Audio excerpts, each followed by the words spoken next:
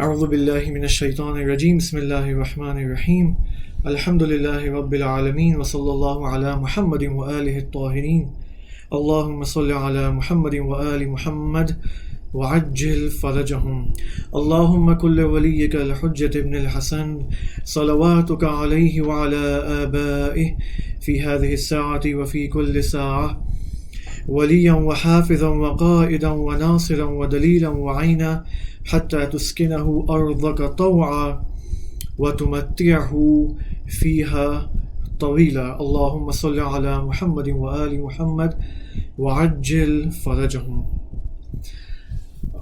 الحمدللہ رب العالمین. ہم ایک بار پھر 7ویں سیشن اور لیکچر میں ہم پہنچے تھے حضرت عباس علیہ السلام کے کردار کے اوپر. ہم نے ڈسکشن کرنا شروع کیا اور اس سے پہلے کہ ہم دوبارہ ریزیوم کریں اس ڈسکشن کو، ہم چاہیں گے کہ ایک بار ہم اجازت لے لیں حضرت عباس علیہ السلام سے، ان سے اذن دخول مانگیں اور ان کو سلام کریں اور ان سے دعا طلب کریں کہ وہ ہمارے حق میں دعا کریں تاکہ ہم سچائی کے ساتھ اور صدق و صفا کے ساتھ اس بحث میں وارد ہوں اور حضرت عباس علمدار قمر بنی ہاشم علیہ السلام کی درست معرفت اور حقیقت کے قریب جا سکیں. کیونکہ میں نے کیوں کہا حقیقت کے قریب، اس کی وجہ یہ ہے کہ حضرت عباس علیہ السلام اولیاء خدا میں سے ہیں، اور ان اولیاء خدا میں سے ہیں جو کہ اس ولی خدا کے مقام کے بہت اوج پر ہیں. اگرچہ معصوم نہیں ہیں لیکن اس مقام اس اوج پر ہیں. لہٰذا ہم چاہتے ہیں کہ ہم درخواست کریں، ان سے دعا وصول کریں انشاءاللہ.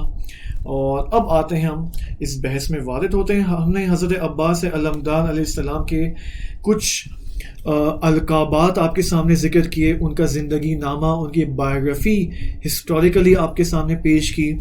جنگ صفین میں ان کا کیا کردار تھا امام علی علیہ السلام کے دور میں، اسی طرح امام حسن علیہ السلام کے دور میں جو ان کا کردار تھا، اور اسی طرح آخر میں ہم نے لاسٹ سیشن میں امام حسین علیہ السلام کے دور میں جو ان کا کردار اور جو وفاداری اور ولایت مداری اور اطاعت کا مظاہرہ جو انہوں نے کیا وہ ہسٹوریکلی ہم نے آپ کے سامنے پیش کیا. اینڈ دین آج ہمیں کیا دیکھنا ہے؟ آج ہمیں یہ دیکھنا ہے کہ حضرت عباس علیہ السلام کے بارے میں دوسرے اماموں نے کیا بیان فرمایا ہے.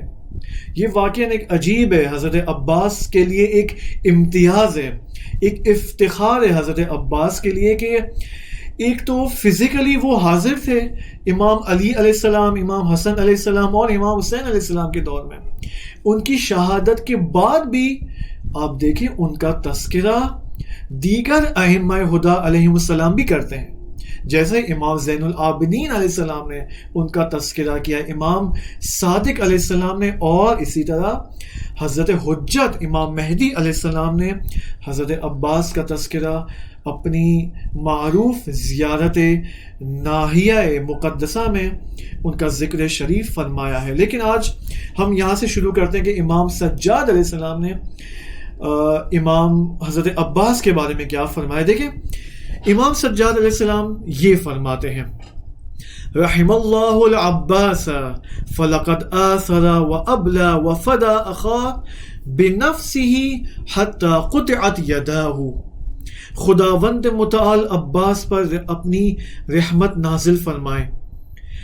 بے شک عباس نے ایثار اور فداکاری اور سیکریفائس کا نذرانہ پیش کیا، فداکاری دکھائی، اور اپنے امتحان کو جو خداوند متعال نے ان سے کربلا کے میدان میں خصوصاً لیا، اس سے بخوبی جو ہے وہ باہر آئے اور اپنے امتحان کو بخوبی 100 نمبر کے ساتھ، اگر آج کی زمانے میں اور آج کی ٹرمینالوجی میں اگر میں تعبیر کروں 100 آؤٹ آف 100 انہوں نے اپنا امتحان پاس کیا. رحم اللہ العباس، خدا رحمت کرے عباس پر. یہ امام سجاد علیہ السلام کا ایک جملہ تھا. آپ دیکھیں حضرت عباس علیہ السلام نے کربلا میں جس طرح قربانی پیش کی، ایک خاص شکل میں قربانی پیش کی حضرت عباس نے. حضرت عباس علیہ السلام نے اپنے دونوں ہاتھوں کو قربان کیا حسین کی راہ میں، حسین کے راستے میں.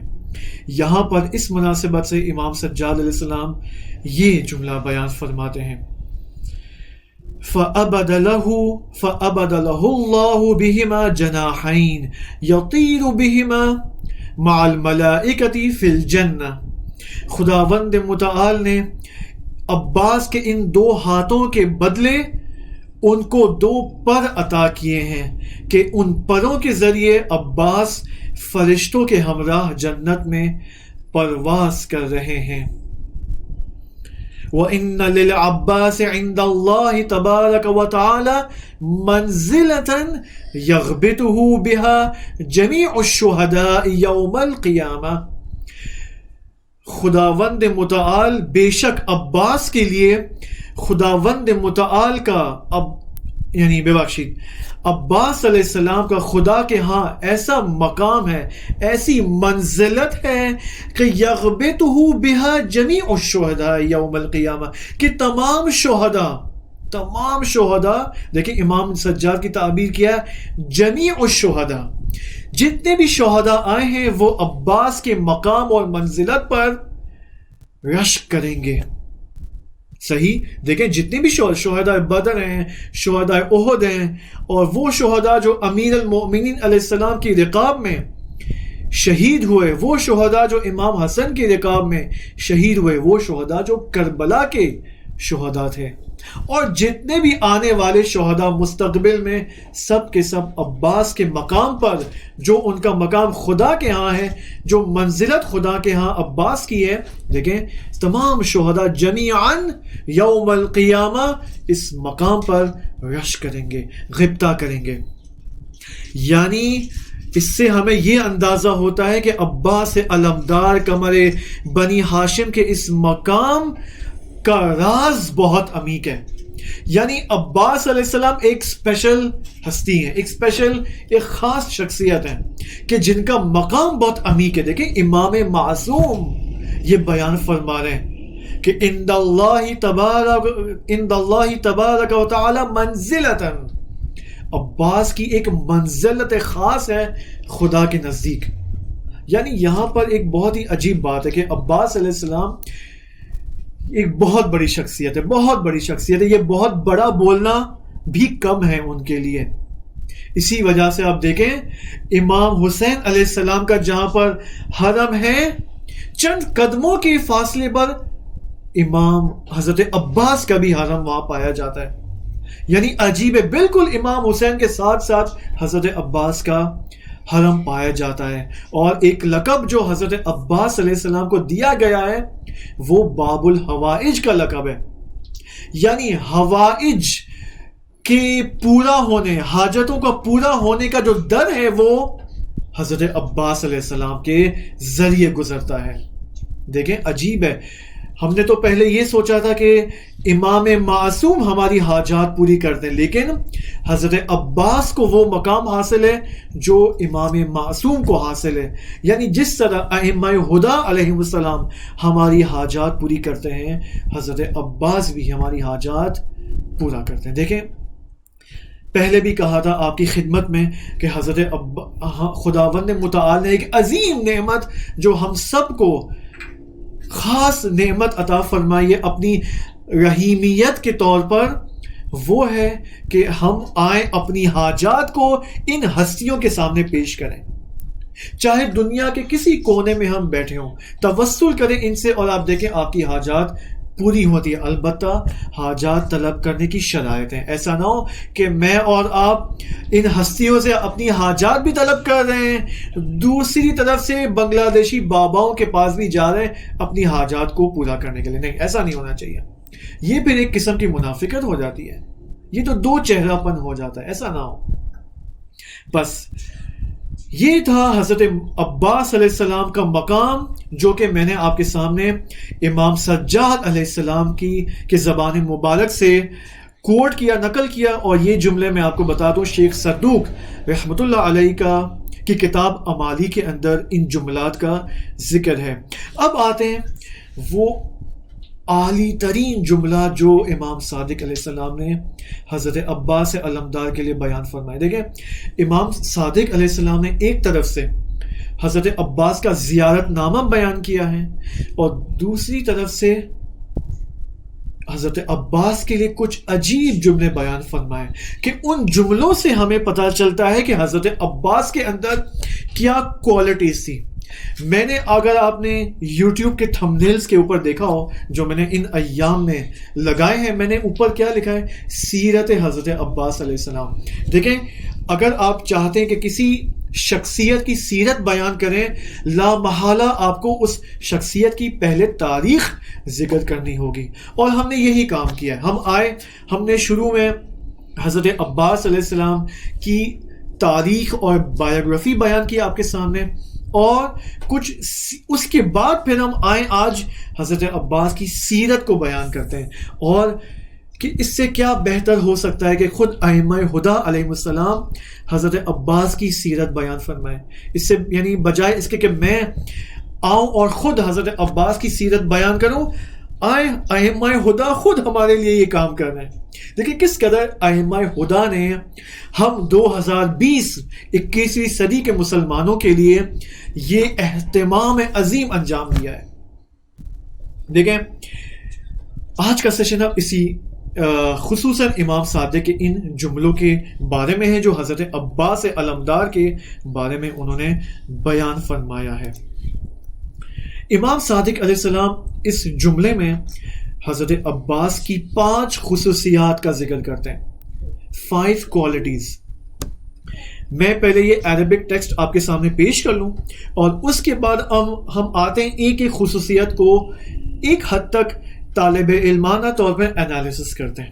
دیکھیں امام صادق علیہ السلام یوں بیان فرماتے ہیں، کان عمنا یا کان عمی العباس نافذ البصیرہ صلب الایمان جاہد مع اخیہ الحسین یا مع ابی عبداللہ الحسین وابلا بلاء حسنا ومضى شہیدا۔ 5 خصوصیات حضرت عباس علمدار علیہ السلام کے بارے میں۔ جو سب سے پہلی خصوصیت اور عجیب ہے، دیکھیں جس طرح خداوند متعال حکیم ہے، ہم کہتے ہیں نا خداوند متعال کا کوئی فعل کوئی قول بے حکمت نہیں ہوتا، خدا کا ہر کام حکمت اور پلاننگ کے ساتھ ہوتا ہے، ہدف کے ساتھ ہوتا ہے۔ اسی طرح ائمہ ہدیٰ علیہ السلام جو کہ خداوند متعال کے اسماء حسنہ کی تجلی ہیں اس زمین پر، ہمارے ائمہ بھی کوئی کام، کوئی جملہ، کوئی ایکشن، کوئی فعالیت بغیر ہدف کے انجام نہیں دیتے۔ اب یہ جو جملہ حضرت عباس کے بارے میں امام صادق علیہ السلام نے بیان فرمایا ہے، آپ دیکھیں ترتیب کیا خوبصورت ہے۔ کان عمنا العباس نافذ البصیرہ، سب سے پہلی خصوصیت ہمارے امام صادق عباس علیہ السلام کے بارے میں کیا لے کر آتے ہیں؟ نافذ البصیرہ، پھر صلب الایمان، پھر جاہدہ، اور آگے آخر تک۔ یعنی یہاں پر ایک بات ہے، وہ بات کیا ہے؟ دیکھیں نافذ البصیرہ کیوں سب سے پہلے لائیں؟ اس کی وجہ یہ ہے کہ جو اساتید سے مجھے سمجھ میں آئی ہے اور واقعی ٹھیک بھی لگتی ہے، وہ یہ کہ دیکھیں جو پہلی چیز، مطلب اگر ایک کسی ترتیب کے اندر ائمہ کوئی چیز بیان فرماتے کہ پہلے یہ پھر یہ پھر یہ، تو وہ سب سے پہلی چیز جب ایک امام لے کر آتا ہے اپنے جملے کے اندر، وہ سب سے زیادہ امپورٹنٹ ہوتی ہے، وہ سب سے زیادہ مہم ہوتی ہے۔ دیکھیں سب سے پہلی خصوصیت حضرت عباس کی کیا ہے؟ امام صادق علیہ السلام کی زبانی نافذ البصیرہ، ایک محکم بصیرت رکھنے والے۔ اب یہاں پر ایک ٹاپک آتا ہے یہ کہ بصیرت کیا ہے۔ دیکھیں ہمیں امام کے جملوں کو تفسیر کرنی ہے، تفسیر کے لیے ہمیں پہلے ڈکشنری سے آنا ہوگا، پھر ہم آئیں دیگر منابع سے ہم اس کی تفسیر کریں ان جملات کی۔ بصیرت کیا ہے؟ بصیرت دیکھیں، بصیرت ایک نافذ یعنی محکم، نافذ البصیرہ یعنی عباس وہ شخصیت ہیں جن کے اندر محکم بصیرت موجود ہے۔ صحیح. بصیرت دیکھیں ایک ایسی چیز ہے, ایک ایسی کوالٹی ہے کہ اگر انسان اور میرے اور آپ کے اندر یہ کوالٹی نہ ہو تو ممکن ہے, بلکہ احتمال زیادہ ہے, بلکہ حتماً ایسا ہوگا کہ ہم اپنا راستہ, زندگی کا ڈائریکشن گم کر جائیں گے اگر بصیرت نہ ہو. اس کا مطلب بصیرت کوئی امپورٹنٹ چیز ہے. صحیح. یعنی اگر بصیرت نہ ہو تو میں اور آپ ممکن ہے ہماری عاقبت اچھی نہ ہو, ہماری عاقبت بد ہو, بری ہو. ممکن ہے مجھے اور آپ کو ہلاک کر دے یہ زندگی, شیطان, اس کے وسواس, اگر بصیرت نہ ہو. بصیرت کا جو لفظ ہے, عربک لفظ ہے, بصیرت بصارہ سے ہے. بصارہ یعنی دیکھنا. آپ دیکھ رہے ہیں ابھی مختلف چیزوں کو دیکھ, میں یہ گلاس کو دیکھ رہا ہوں, میں یہ لیپ ٹاپ کو دیکھ رہا ہوں, کتاب کو دیکھ رہا ہوں. یہ بصارہ ہے. خداوند متعال نے ایک عظیم نعمت جو ہمیں عطا فرمائی ہے اپنے لطف و کرم سے, وہ کیا ہے؟ قوت بصارت, ان آنکھوں کے ذریعے دیکھنا. یہ ہے بصارہ عربک کے اندر. لیکن بصیرت کیا ہے؟ بات یہ صحیح ہے, اگر بصیرت کا یہی معنی ہوتا یعنی دو آنکھوں کا ہونا, وہ تو سب کے اندر ہے بھائی, ایسا ہی ہے. لیکن بصیرت کیا ہے؟ بصیرت ایک اسپیشل چیز ہے جو بصرہ سے ہٹ کر ہے. بصیرت یعنی اگر میں آپ کو یوں تعبیر کروں, دیکھیں بصرہ, بصر یعنی منظر کو دیکھنا. آپ بہت سارے مناظر کو دیکھ رہے ہیں, ٹھیک, بصرہ یعنی منظر کو دیکھنا. بصیرت یعنی پس منظر کو دیکھنا. بصرہ منظر کو دیکھنا, بصیرت پس منظر کو دیکھنا. ٹھیک. اب پس منظر کو دیکھنے کا کیا مطلب ہے؟ یہاں پر ایک پوری دنیا کے مطالب کھلتے ہیں, ہر ہزاروں موضوعات یہاں پر اوپن ہوتے ہیں صرف اس ایک جملے کی تفسیر کے اندر. دیکھیں بصیرت یعنی کیا, اب ہم ڈیٹیل میں دیکھتے ہیں کہ بصیرت کا کیا مطلب ہے. 2-3 پوائنٹس, پوائنٹ 1, پوائنٹ 2, پوائنٹ 3 کے ذریعے آؤں گا, آپ بھی میرے ساتھ ساتھ چلیں. انشاءاللہ یہ بصیرت کا معنی ہمیں سمجھ میں آئے گا اور آخر میں ہمیں پتہ چل جائے گا کہ حضرت عباس کی جو خصوصیت ہے نافذ البصیرہ, اس کا مطلب کیا ہے. دیکھیں میں ایک مسلمان ہوں, آپ ایک مسلمان ہیں, ٹھیک ہے, آپ بھائی ہیں, کسی کے بیٹے ہیں, کسی کے باپ ہیں, صحیح. لیکن میں اور آپ کا ایک عظیم رول کیا بنتا ہے؟ ایک مسلمان. مجھے اور آپ کو یہ دیکھنا ہے, بصیرت کا مطلب یہ ہے کہ میں ایز اے مسلمان, آپ ایز اے مسلمان, میری اور آپ کی تاریخ کیا ہے ایز اے مسلمان. یعنی میرا دین اسلام کن کن حوادث اور مشکلات سے گزرتا آیا ہے آج 2020 کے زمانے تک. کس طرح یہ دین مشقتوں اور زحمتوں اور مشکلات اور مصائب کے ساتھ مجھ تک پہنچا ہے. وہ کون لوگ ہیں حق کے اندر, حق کے پیروکار, جنہوں نے دین اسلام کو ان مشقتوں سے اور مصائب کو جھیل کر آج 2020 تک مجھ تک یہ دین پہنچایا ہے. وہ کون سے علماء ہیں, وہ کون سے انبیاء ہیں, وہ کون سے ائمہ ہیں, وہ کون ہستیاں ہیں کہ جنہوں نے دین کو اس مشکلات سے گزار کر ہم تک پہنچایا ہے. پھر ہمیں یہ دیکھنا ہے وہ مشکلات کیا تھی کہ دین جس سے گزرا ہے. پہلے تو ہمیں یہ معلوم ہونا چاہیے وہ شخصیات کون ہیں, ان شخصیات نے کیا جھیلا ہے. پھر ہمیں یہ دیکھنا ہے وہ کون سی مشکلات تھی جو ان شخصیات پر وارد کی گئیں, لیکن ان شخصیات نے دین, ان پلاننگز, دشمنوں کی پلاننگ کا مقابلہ کیا اور دین ہم تک یہاں پہنچا ہے. اب میں نے ایک لفظ کیا استعمال کیا؟ دشمن.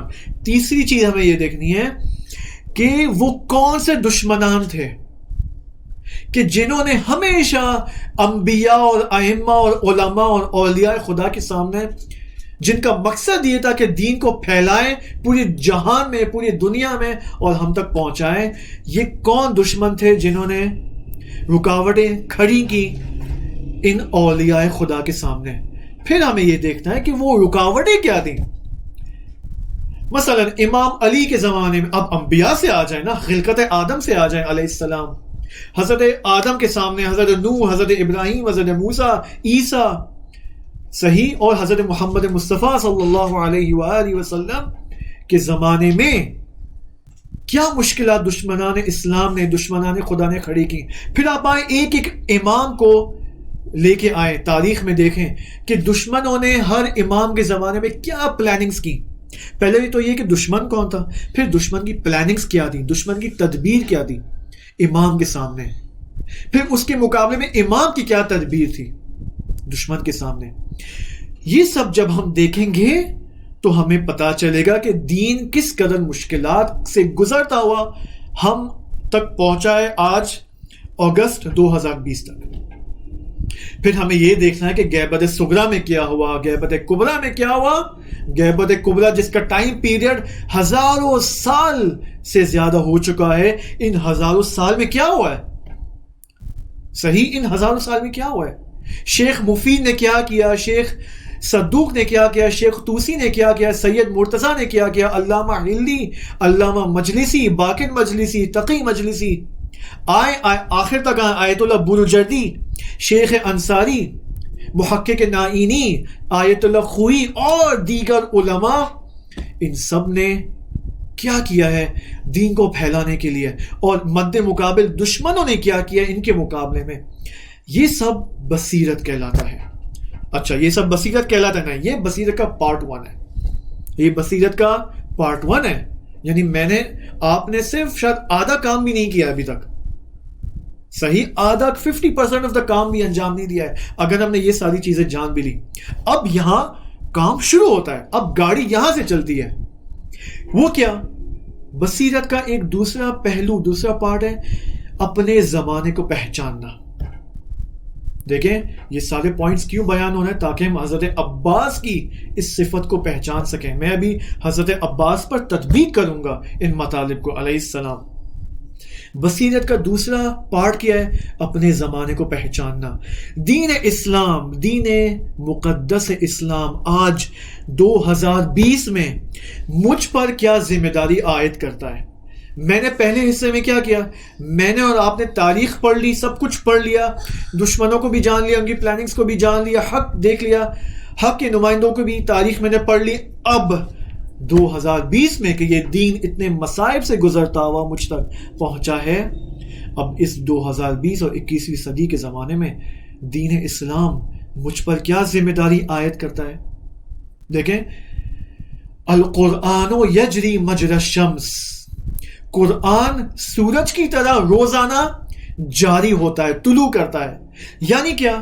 اگر میں اس جملے کی تفسیر کروں، یعنی خود قرآن کی ایک آیت کہتی ہے بسم اللہ الرحمن الرحیم، گدی پر یہی آیت نازل ہوئی کہ الیوم اکملت لکم دینکم، آج ہم نے دین کو تمہارے لیے کامل کر دیا. بس ایک طرف آپ یہ رکھیں دین کو ہم نے کامل کر دیا، دوسری طرف سے یہ حدیث رکھیں کہ القرآن یجری مجری الشمس، کہ قرآن اور دین روزانہ ہر صدی میں طلوع کرتا ہے. یعنی کیا طلوع کرتا ہے؟ یعنی ہر زمانے کے اعتبار سے دین اسلام کے کیا تقاضے ہیں مجھ سے، دین اسلام مجھ سے کیا توقعات رکھتا ہے، آپ سے کیا، آپ ایز اے بزنس مین، آپ as a employee of the bank, صحیح، آپ as a employee in the restaurant, آپ سے دین اسلام کیا توقعات رکھتا ہے.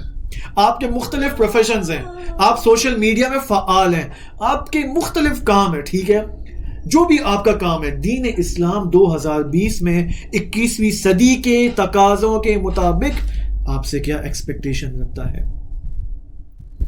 اپنی ذمہ داریوں کو پھر ہم آئیں ان تقاضوں کے مطابق سمجھنا شروع کریں. پہلے تقاضوں کو سمجھیں. تقاضا کیا ہے؟ مثال کے طور پر ہم زمانہ غیبت میں دین اسلام ہم سے کیا توقعات رکھتا ہے، ان توقعات کو سمجھیں دین کی، اور اس کے مطابق اپنی ذمہ داریوں کو سمجھیں، اور ذمہ داریوں کو پھر ٹیم ورک کریں، آپس میں بانٹیں اور آگے بڑھیں. بس اپنے زمانے کی پہچان یہ بصیرت کا دوسرا حصہ ہے. اور پھر ہمیں یہ بھی دیکھنا ہے زمانے کے اندر، جس طرح ہم نے تاریخ کا جب مطالعہ کیا کہ حق کون ہے، باطل کون ہے، حق کے نمائندے کون ہے، باطل کے نمائندے کون ہے. خوب میں اور آپ 2020 میں 21ویں صدی میں آج حق کا نمائندہ کون ہے، آج باطل کا نمائندہ کون ہے. آج مثال کے طور پر 15ویں صدی میں حق کس فارمیٹ میں تھا، یا چلے میں آپ کو صدر اسلام میں لے جاتا ہوں. امام علی علیہ السلام کے زمانے میں حق کس فارمیٹ میں تھا؟ حق کس شکل میں تھا؟ باطل کس شکل میں تھا؟ حق امام علی کی شکل میں تھا، باطل معاویہ کی شکل میں تھا. صحیح. امام حسن علیہ السلام کے زمانے میں بھی یہی تھا. امام حسین کے زمانے میں آئے، حق امام حسین کے فارمیٹ میں تجلی کرتا ہے، باطل یزید ابن معاویہ کے فارمیٹ اور شکل و صورت میں تجلی کرتا ہے. لیکن یہاں پر صرف شکل و صورت مراد نہیں ہے.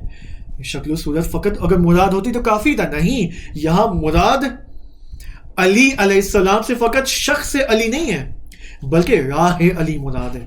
جب ہم کہتے ہیں کہ امام علی کے زمانے میں حق کا نمائندہ علی علیہ السلام تھے، تو علی کا راستہ کیا تھا، علی کا مکتب کیا تھا، یہ سمجھنا ضروری ہے. اس زمانے میں کون سے لوگ تھے جنہوں نے علی کے زمانے، علی کے مکتب کو نہیں سمجھا؟ کون وہ لوگ تھے جو علی علیہ السلام کے مقابلے میں آ گئے؟ آپ دیکھیں جنگ جمل میں کون لوگ آئے علی علیہ السلام کے مقابلے میں؟ طلحہ اور زبیر، وہ شخصیات جو کہ نبی اکرم کے صلی اللہ علیہ وآلہ وسلم کے زمانے میں بڑی شخصیات تھیں، یعنی they were elites of that time.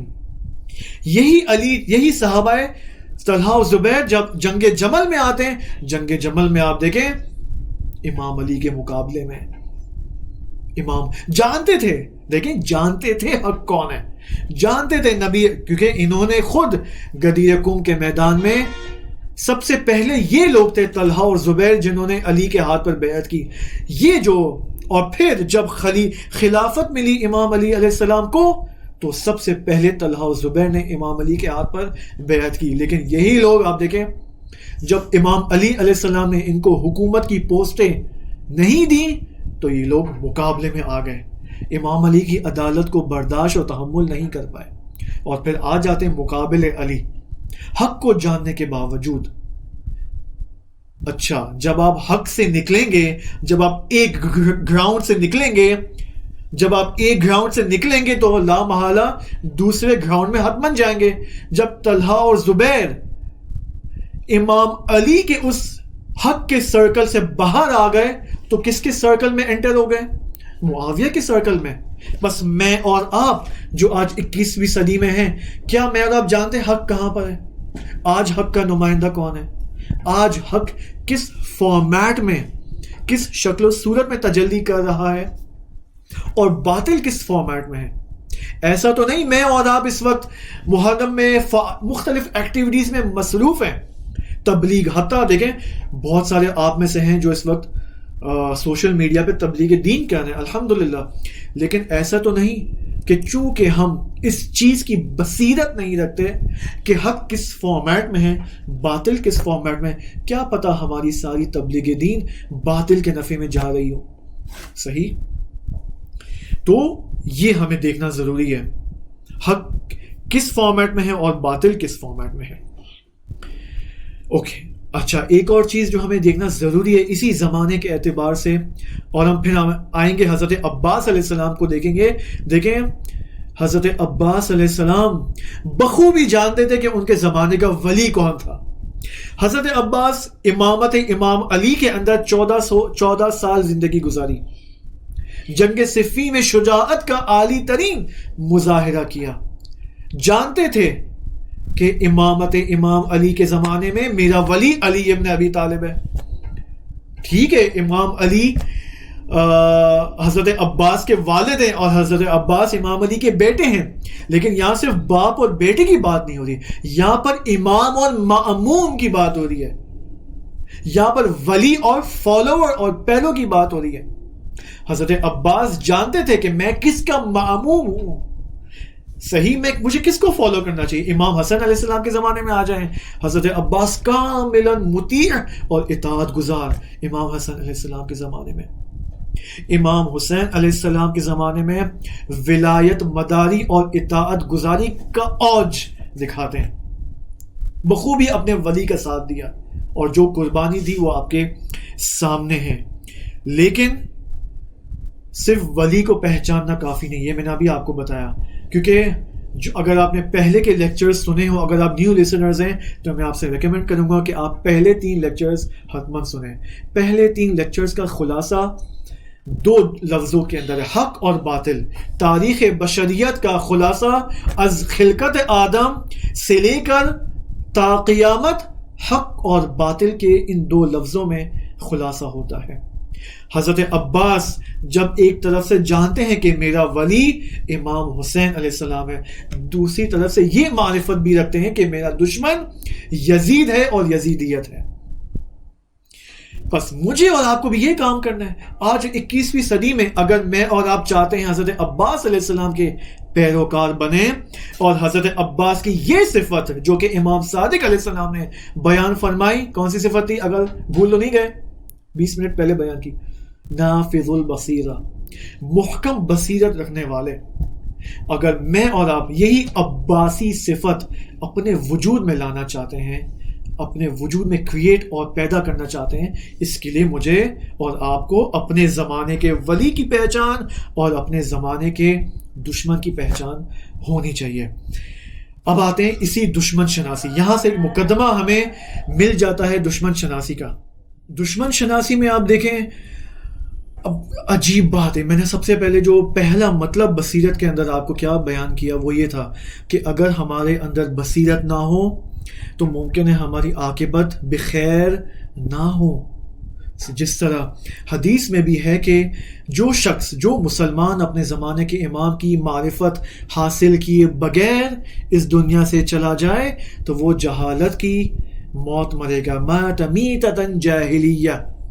اور ظاہر سی بات ہے، معرفت امام کا مطلب صرف ان کا نام اور ان کی ایج اور ان کی ڈیٹ آف برتھ، ولادت اور شہادت تو معلوم کرنا کافی نہیں ہے. معرفت اس سے عمیق ہے. معرفت یعنی وہی بصیرت امام کی. ٹھیک، دیکھیں اب یہاں پر ایک اور جملہ، اس سے ہمیں پتا چلے گا کہ دشمن شناسی اور دشمن کی پہچان کس قدر امپورٹنٹ ہے.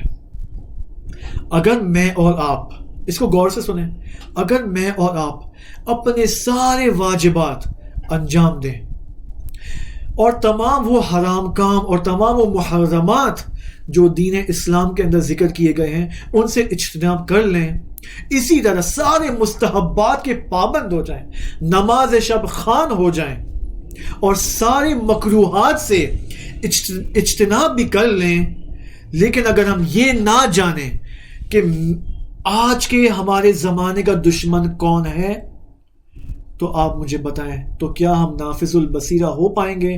نہیں ہو پائیں گے. حضرت عباس علیہ السلام اس کے اپنے واجبات اور محرمات کی واجبات کو انجام دینے کی رعایت کرنے کے ساتھ ساتھ، محرمات سے اجتناب کرنے کے ساتھ ساتھ حتیٰ مستحبات انجام دیتے تھے. حضرت عباس علیہ السلام پہلے سیشن میں ذکر کیا تھا میں نے. لیکن اس کے ساتھ ساتھ حضرت عباس یہ بھی جانتے تھے کہ میرے مولا کا دشمن کون ہے، میرے مولا کی دشمنوں کی پلاننگز کیا ہیں. صرف دشمن کا نام جاننا کافی نہیں ہے، بلکہ دشمنوں کی پلاننگز اور پیچیدہ اینڈ ڈیفیکلٹ ترین پلاننگز کو سمجھنا ضروری ہے، بہت ضروری ہے، ورنہ اس کے بغیر میں اور آپ عباسی صفت نہیں ہو پائیں گے. دیکھیں حضرت عباس علیہ السلام جانتے تھے، بخوبی جانتے تھے کہ یہ جو دشمن اس وقت میرے مولا کے مقابلے میں ہے، میرے مولا حسین کے مقابلے میں ہے، یہ وہی دشمن ہے جو زمانہ پیغمبر اکرم صلی اللہ علیہ وآلہ وسلم کے زمانے کے اندر جنگ بدر کے اندر پیغمبر کے مقابلے میں یہی دشمن تھا. جنگ احد میں نبی اکرم کے خلاف یہی دشمن آیا تھا. امیر المؤمنین علیہ السلام کے زمانے میں یہی دشمن تھا اور امام حسین کے زمانے میں یہی دشمن تھا. حضرت عباس اس بات کو بخوبی جانتے تھے. یعنی 61 ہجری کا دشمن کون تھا؟ یعنی حضرت عباس کا زمانہ کیا تھا؟ 61 ہجری. 61 ہجری میں شہید ہوئے، تو وہ جانتے تھے کہ 61 ہجری میں دشمن کی کیا پلاننگ تھی، دشمن کون تھا، میرا ولی کون ہے اور میرے ولی کی کیا پلاننگز ہیں. آج میں اور آپ جو 2020 میں ہیں، کیا میں اور آپ حضرت عباس سے ہم اپنے آپ کو کمپیئر کریں؟ حضرت عباس بخوبی کامیاب ہو گئے، جس طرح امام سجاد نے بیان فرمایا علیہ السلام نے کہ حضرت عباس نے اپنے امتحان میں بخوبی پاس کیا اس امتحان کو. تو کیا یہ امتحان بغیر حق کی پہچان اور باطل کی پہچان کے بغیر ہم پاس کر سکتے ہیں؟ نہیں کر سکتے. اصلاً یہ کام یہ پاسبل نہیں ہے، اصلاً پاسبل نہیں ہے. آپ جانتے ہیں کہ آپ کے زمانے کا امام کون ہے؟ امام زمانہ علیہ السلام. خوب، امام زمانہ کو دشمن 2020 میں کون ہے آپ جانتے ہیں؟ میں جانتا ہوں. اگر نہیں جانتے تو جاننا شروع کریں تاکہ ماتمیتتن جاہلیہ کا شکار نہ ہو جائے. جب تک شیطان کو نہیں پہچانیں گے انسان کو بھی نہیں پہچان سکتے. خداوند نے متعال نے شیطان کو کیوں خلق کیا ہے؟ بہت سارے لوگ یہ سوال پوچھتے ہیں کہ خدا کی قدرت میں تو تھا کہ انسان کو بہترین انداز میں خلق کرتا اور اس کے اندر گناہ کی صفت اور یہ ساری چیزیں برائیاں نہیں ڈالتا، اور شیطان کو خلق نہیں کرتا تاکہ وہ آسانی سے اپنے انسانی کمال تک پہنچ سکے. پھر کیوں خدا نے شیطان کو خلق کیا ہے؟ اس کا ایک جواب، بہت سارے جوابات ہیں. ایک جواب یہ ہے کہ خداوند متعال نے کی جو حکمت ہے شیطان کو خلق کرنے کے پیچھے وہ یہ ہے کہ شیطان کی پہچان اور معرفت شیطانی جب تک انسان کو حاصل نہیں ہوگی، جب اس وقت تک انسان اپنی انسانی معرفت حاصل نہیں کر سکتا. جب تک دشمن کو نہیں پہچانیں گے آپ، حق کو بھی نہیں پہچان سکتے. خوب، اب یہاں پر ایک پوائنٹ جو بہت ہی امپورٹنٹ، اینڈ سارے پوائنٹس اب تک امپورٹنٹ تھے، اگر آپ نے اس کا احساس کیا ہو تو سارے پوائنٹس یہاں تک امپورٹنٹ تھے. حضرت عباس کو علیہ السلام کو ہم اپنی زندگی میں امپلیمنٹ کریں. ٹھیک، اب ایک اور امپلیمنٹیشن کا نقطہ یہاں پر کیا ہے، وہ یہ نافذ البصیرہ کے حوالے سے کہ دیکھیں ہم اپنے دیکھیں آج کیا، مثلا میں آج آپ کے سامنے ریکارڈنگ کر رہا ہوں، 25 اگست ہے آج 2020، 21ویں صدی کا زمانہ ہے. ٹھیک ہے، آپ کے سامنے بہت سارے حالات ہیں اور کورونا وائرس ہے اور بہت ساری چیزیں ہیں. مجھے آپ ایک بات بتائیں، آپ ایز اے یوتھ، خاص طور پہ میں اس وقت اپنے جوان بھائیوں سے، اپنے بردر سے، اپنے سسٹر سے یہاں پر میں مخاطب ہوں. مجھے آپ ایک بات بتائیں، ہم آئیں اپنی لیول آف انڈرسٹینڈنگ کو چیک کریں اور اس کو کمپیئر کریں حضرت عباس کی انڈرسٹینڈنگ لیول سے، پھر اس کا ریزلٹ دیکھیں کیا ہے. آیا آپ کی اور ہماری انڈرسٹینڈنگ لیول چیزوں کو سمجھنے کے اعتبار سے مختلف حوادث اور واقعات دنیا میں اس وقت رونما ہو رہے ہیں، تو کیا میں اور آپ جب ان حوادث اور واقعات کو دیکھتے ہیں، اور حتیٰ روزمرہ کی زندگی کے اعتبار سے بھی آپ دیکھ لیں جو کچھ بھی ہے، کیا ہماری انڈرسٹینڈنگ لیول حضرت عباس کی انڈرسٹینڈنگ لیول سے ملتی جلتی ہے؟ اگر میں نہ کہوں کہ ایک ہے، کم از کم ملتی جلتی ہے یا نہیں ہے، اس کے بارے میں ہمیں سوچنا ہوگا. حضرت عباس ابھی جتنے بھی پوائنٹس ابھی اس وقت اس سے پہلے میں نے آپ کے سامنے پیش کیے، اس سب کو یہاں پر فٹ کریں. ولی کی پہچان، حق کی پہچان، دشمن کی پہچان، زمانے کی پہچان، یہ سب کچھ کو لے کر آئیں اور چیک کریں کہ کیا level of understanding of me and you are the same is the same as the level of understanding of حضرت عباس علیہ السلام or not. حضرت عباس 60 ہجری کے اعتبار سے، اپنے زمانے کے اعتبار سے اپنی ولی کی مکمل معرفت رکھتے تھے، دشمن کو بھی وہ بخوبی جانتے تھے. میں اور آپ آیا جانتے ہیں یہ سب کچھ؟ نہیں جانتے. آج کے دشمن، آج کا حق. اچھا، پھر ہم دیکھیں ایک اور پوائنٹ یہاں پر، آیا ہم حضرت عباس علیہ السلام کی طرح کہ وہ اپنے امام حسین کی جانب ایسے تھے، میں اور آپ اپنے امام زمانہ، اپنے زمانے کے امام مہدی علیہ السلام کی مکمل معرفت رکھتے ہیں؟ کتنی حدیثیں، ہزاروں حدیثوں سے زیادہ امام مہدی علیہ السلام کے بارے میں ہماری احادیث کی کتابوں میں موجود ہے. کیا جانتے ہیں ہم امام مہدی علیہ السلام کے بارے میں؟ فقط یہ کہ وہ آئیں گے اور ظلم و جور کا خاتمہ کریں گے اور عدل و انصاف کا نفاذ کریں گے، فقط یہی جانتے ہیں ہم. یہ تو جانتے، لیکن کیسے؟ وہ کیا طریقہ کار ہے؟ خوب، امام مہدی سے متعلق ایک ایسا موضوع، ایک ایسا ٹاپک جس سے میں اور آپ مکمل غافل ہیں اور مبتلا بھی ہیں اور غافل بھی ہیں. وہ کیا موضوع ہے؟ خود غیبت کا زمانہ. غیبت کے زمانے میں what we have to do, what do we need to do. غیبت کے زمانے میں کیا کرنا ہے؟ غیبت کے زمانے میں فقط بیٹھ کر انتظار کرنا ہے، چپ بیٹھ کر کہ امام آئیں گے. اگر ہماری زندگی بچی تو امام کا دیدار ہو جائے گا، اور اگر نہیں بچی تو خدایا ہمیں قبر سے نکالنا تاکہ ہم امام کے رکاب میں شہید ہو سکیں. That's it. یہ معرفت ہے امام زمانہ کی؟ نہیں. معرفت امام زمانہ کا پہلا حصہ کیا ہے کہ زمانہ غیبت میں مجھے اور آپ کو کیا کرنا ہے. کیا میں کروں، میں ایسا کیا کروں کہ زمانہ غیبت تبدیل ہو جائے زمانہ ظہور کی طرف. کیا کروں کہ زمانہ غیبت تیزی سے گزر جائے اور زمانہ ظہور کو میں ادراک کر سکوں. مجھے ایسا کیا کرنا ہے؟ یہ سب کچھ انبیاء اور ائمہ اور علماء کی تعلیمات میں موجود ہے. اس وقت آپ دیکھیں علماء کے درمیان اختلاف ہے کہ زمانہ غیبت میں کیا کرنا چاہیے. خوب، اب آپ احادیث اور روایات کے اندر اٹھا کے دیکھیں تو اصلاً مطابقت ہی نہیں رکھتا اس چیز سے جو اس وقت میں اور آپ مشغول ہیں.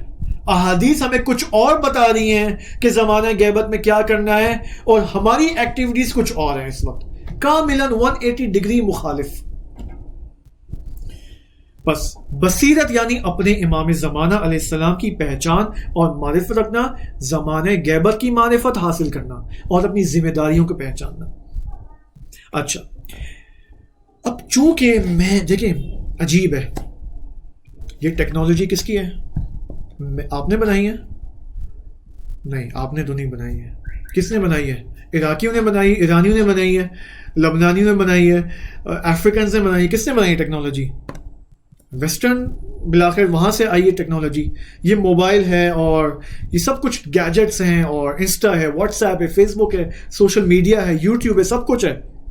اس وقت میں اور آپ مجبور ہیں کہ اپنی ساری مجالسیں اور اپنی ساری دینی ویڈیوز یوٹیوب پر اپلوڈ کریں. بلاخر ایک طرف سے ہمیں یوٹیوب کا شکر ادا بھی کرنا چاہیے اور دوسری طرف سے ہمیں سوچنا بھی چاہیے. صحیح ہے، میں واقعا یعنی آئی ریئلی تھینک یوٹیوب، صحیح ہے، for giving me the opportunity to present the message of Islam. واقعا دل سے. لیکن مجھے اور آپ کو اس تھینک یو کے بعد کچھ سوچنا چاہیے. وہ کیا سوال ہے، وہ کیا کوشچن ہے؟ میں اور آپ، ہم نے کیوں یوٹیوب نہیں بنایا؟ ہم نے کیوں یہ گیجٹس نہیں بنائے؟ عجیب سوال نہیں ہے؟ صحیح ہے. اس کا اسلام سے کیا تعلق؟ بالکل تعلق ہے، 100% اس کا تعلق ہے. مجھے آپ ایک بات بتائیں، امام زمانہ علیہ السلام آئیں گے تو امام زمانہ کو انجینئر نہیں چاہیے، امام زمانہ کو ڈاکٹرز نہیں چاہیے، امام زمانہ کو بہترین کمپیوٹر سائنٹسٹ نہیں چاہیے. آیت اللہ جوادی عاملی، چلیں یہ ایک جملہ بہت ہی خوبصورت جملہ ہے. آیت اللہ جوادی عاملی، خدا ان کو حفظ کرے، تاریخ اسلام کی وہ عالی ترین شخصیت ہے. آیت اللہ جوادی عاملی مفسر قرآن، جنہوں نے 90 جلد تفسیر تسنیم کو لکھا ہے.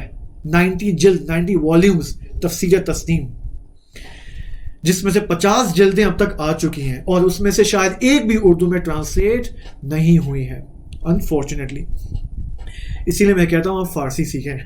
خوب، چلیں مجھے آپ ایک بات بتائیں. آیت اللہ جوادی عاملی کی یہ ایک بات ہے کہ آپ دیکھیں ہر زمانے میں ہر نبی کا ایک خاص معجزہ تھا اپنے اپنے زمانے کے اعتبار سے. مثلا حضرت عیسیٰ علیہ السلام کا معجزہ کیا تھا؟ مردوں کو زندہ کرنا، مریضوں کو شفا عطا کرنا. کیوں؟ کیونکہ اس زمانے میں جو ایک چیز بہت پھیلی ہوئی تھی وہ میڈیکل اور میڈیسن تھی. حضرت موسیٰ علیہ السلام کے زمانے میں کیا چیز غالب تھی؟ سحر و جادو. تو ان کا معجزہ بھی کیا تھا؟ صحیح، عصا کو مارنا اور اس سے اجدہا نکلنا. صحیح، یہی یعنی سحر و جادو سے متعلق ان کا معجزہ تھا. نبی اکرم صلی اللہ علیہ وآلہ وسلم کے زمانے میں جو چیز رائج تھی عربوں کے اندر، وہ زبان عربی کی فصاحت اور بلاغت. قرآن کا بھی معجزہ فصاحت اور بلاغت کے اندر ہے، اس کلام عالی کے اندر ہے. آیت اللہ جوادی عاملی حفظہ اللہ فرماتے ہیں کہ اگر خداوند متعال آج 21ویں صدی کے اندر کسی نبی کو بھیجے، مبعوث کرے، تو خداوند متعال اس نبی کو سینما کے علم کے ساتھ مبعوث کرے گا. دوبارہ تکرار کروں, ممکن ہے آپ یہ کہیں کہ کیا میں نے سنا نہیں, میں دوبارہ تکرار کر دیتا ہوں. اگر خداوند متعال, حضرت آیت اللہ جوادی عامی فرماتے ہیں, آج کے زمانے میں کسی نبی کو مبعوث کرے تو سینما کے علم کے ساتھ مبعوث کرے گا. یعنی ہالی ووڈ بالی ووڈ, یعنی سینما آج کے زمانے کا معجزہ ہے, میڈیا آج کے زمانے کا میریکل ہے. تو خداوند متعال ہر نبی کو جس زمانے میں مبعوث کرتا ہے اس زمانے کے اس رائج علوم کے اعتبار سے مبعوث کرتا ہے. اور آج کے زمانے میں جو چیز معجزہ کر رہی ہے وہ میڈیا اور سینما ہے. خوب, اب آپ مجھے بتائیں کتنی فلمیں پاکستانیوں نے بنائی ہیں ائمہ ہدا کے بارے میں؟ کتنی فلمیں بنائی ہیں؟ ایک بھی نہیں. ہم سب کی ایکسپیکٹیشنز یہ ہیں کہ کوئی اور کنٹری آئے اور مثلا ائمہ کی زندگیوں کے اوپر فلمیں بنائیں, انبیاء کے اوپر فلمیں بنائیں. آپ کیوں نہیں بناتے؟ صرف دوسروں کا کام ہے فلم بنانا, ڈرامے بنانا انبیاء کے بارے میں, اولیاء خدا کے بارے میں, علماء کے بارے میں. آپ کیوں نہیں بناتے؟ یعنی آپ کے اندر ٹیلنٹ نہیں ہے؟ جب میرے پاس تم ہو جیسے ڈرامے بن سکتے ہیں, اورتقل جیسے ڈراموں کو ڈب کیا جا سکتا ہے اور پھیلایا جا سکتا ہے اپنی سوسائٹی کے اندر, اور مختلف قسم کے ڈرامے جو کہ دین اسلام کی دھجیاں اڑا رہا ہے, جو دینی عقائد کو خراب کر رہا ہے, تو کیا آپ انبیاء کی زندگیوں کے اوپر, علماء کی زندگیوں کے اوپر ڈرامے نہیں بنا سکتے؟ بنا سکتے ہیں, آرام سے بنا سکتے ہیں. اس وقت ہمارے یوتھس کا جو ہم و غم ہے اس وقت وہ پب جی کھیلنا ہے. میں اب نہیں کہہ رہا ہوں, میں یہاں کوئی بات نہیں کر رہا ہوں کہ پب جی کھیلنا اچھا ہے نہیں ہے, لیکن میں رجحان کی بات کر رہا ہوں, انکلائنمنٹ کی بات کر رہا ہوں کہ اس وقت ہم و غم کیا بن چکا ہے؟ پب جی کھیلنا. اور اس وقت اس قدر پب جی کے اوپر حساسیت اور سینسیٹیوٹی ہو چکی ہے ہمارے جوانوں کی کہ آپ دیکھیں اگر گورنمنٹ جو ہے وہ اعلان کرتی ہے کہ پب جی بین ہونے والا ہے تو سارے یوٹیوبرز جو ہیں وہ یوٹیوب کے اوپر ویڈیو بنانا شروع کرتے ہیں کہ بھائی پب جی بین نہ کرو, بین نہیں کرو, پلیز یہ کام نہ کریں. ہم ریکویسٹ کرتے ہیں اپنی گورنمنٹ سے کہ پب جی کو بین نہ کریں, ہماری درآمد ختم ہو جائے گی, ہمارا ایک بہت بہترین جو ٹائم پاس ہو رہا تھا وہ ختم ہو جائے گا. تو آپ دیکھیں پب جی اس قدر, یعنی میں اس کو اب حتماً منفی نہ لیں, منفی کس اعتبار سے یہاں پر, وہ اس اعتبار سے کہ پب جی کے بین ہونے پر اس وقت اس قدر ہم غم زدہ ہو جاتے ہیں, لیکن ہمارا امام 1100 سال سے زیادہ کا عرصہ ہو چکا ہے غیبت کے اندر ہیں, اور میں اور آپ اصلاً پریشان بھی نہیں ہیں.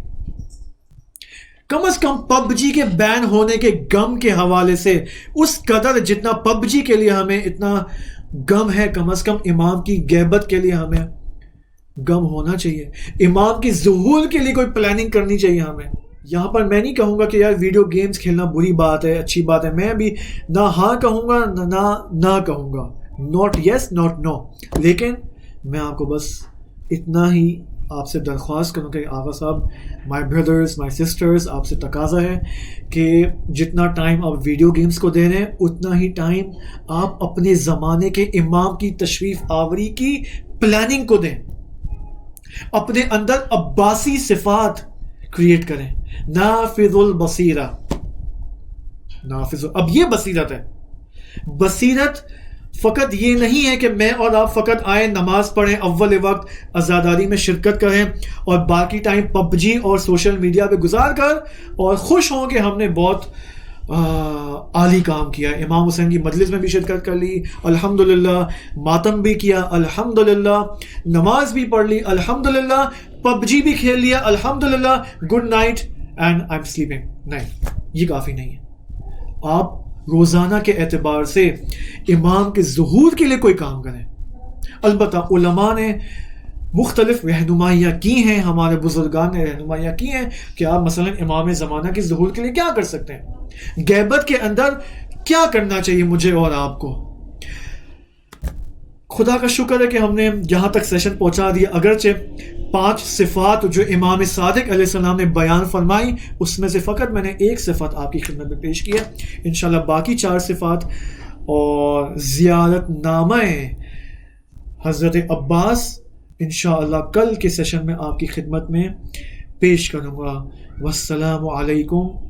ایک منٹ، والسلام علیکم سے پہلے میں آپ سے درخواست کروں گا خاص طور پہ یوتھ سے کہ آج کا جو ہم نے سیشن آپ کی خدمت میں پیش کیا ہے، حضرت عباس علیہ السلام کی اس صفت کو بیان کیا ہے اور اس کو آج کے زمانے میں ہم نے تطبیق کرنے کی کوشش کی ہے. میں آپ سے ریکویسٹ کروں گا کہ اس سیشن کو سیریس لیں اور جو کوشچنز آپ کے ذہن میں آتے ہیں اس کو حتماً یوٹیوب کے اس کمنٹ باکس میں آپ حتماً پیش کریں. فیس بک پہ پرائیویٹ میسیج بھی کر سکتے ہیں. ٹھیک ہے، انشاءاللہ امید ہے کہ آپ سے ضرور کانٹیکٹ ہوگا. والسلام علیکم ورحمۃ اللہ وبرکاتہ.